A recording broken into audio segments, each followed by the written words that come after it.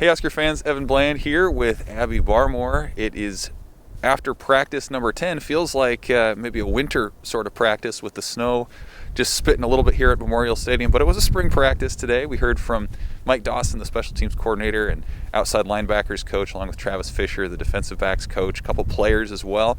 It was a good day, Abby. I thought we talked to some players that we don't normally talk to. Feldarius Payne, Nick Henrich, another inside linebacker, outside linebacker. He's done a little bit of both. What did you take from what you heard from the coaches and players today? Travis Fisher talked a lot, of course, kind of diving into those DBs. Quentin Newsome, who played with the first team in practice that we saw on Saturday, Fisher says that he's that guy in that corner spot opposite of Cam that's, kind of has that locked down right now. Of course, there are a lot of young guys behind him, and it's still a very close race. But, as we saw on Saturday that he was working with the first team. Fisher also said that he does a really good job of taking what he learns in the film room and then bringing it to practice, learning from his mistakes, which has been impressing him a lot.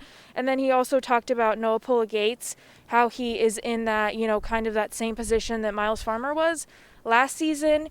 Really getting warmed up into it and learning a lot, and then he's going to be, close to playing full pace because he had an injury last year.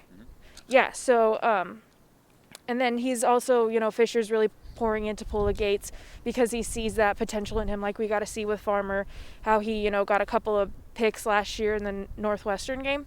And then he also talked about, Omar Manning playing opposite of him and how they have to worry about him every play, that he's a problem every play, and that he, his speed is really picking up, and the whole wide receivers room is, going to be a lot better this year, and he's been seeing that pace pick up a lot with them.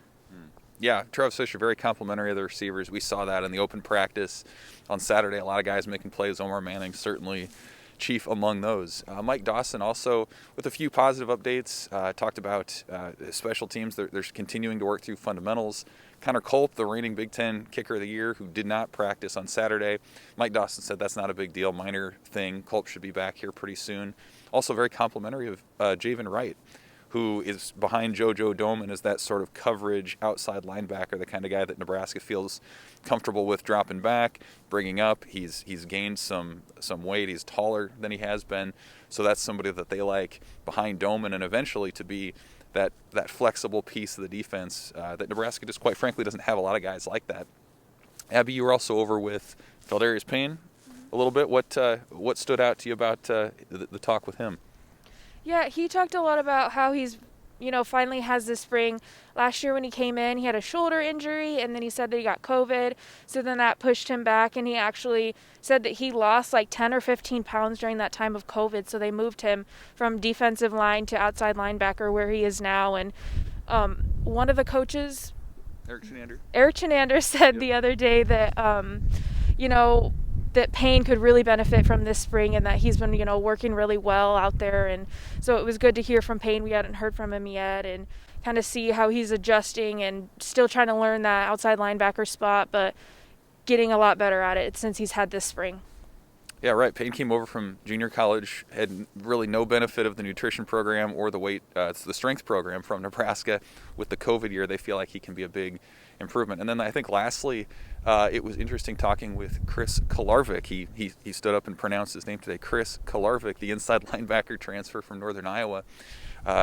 He's been an interesting case because he's been new to the team, and so in that sense he continues to learn the terminology and kind of integrate himself into Power 5 football. But at the same time, he has quite a bit of experience at the FCS level, so he's doing some teaching to some of the younger guys too about what it takes to succeed.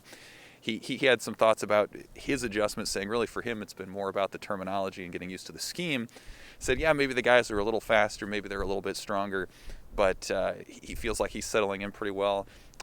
Everyone around him has been very complimentary of him, physically especially. He tested very well in the performance index training that Nebraska does too. So, all in all, a pretty positive update from some different folks that here in Nebraska we don't normally talk to.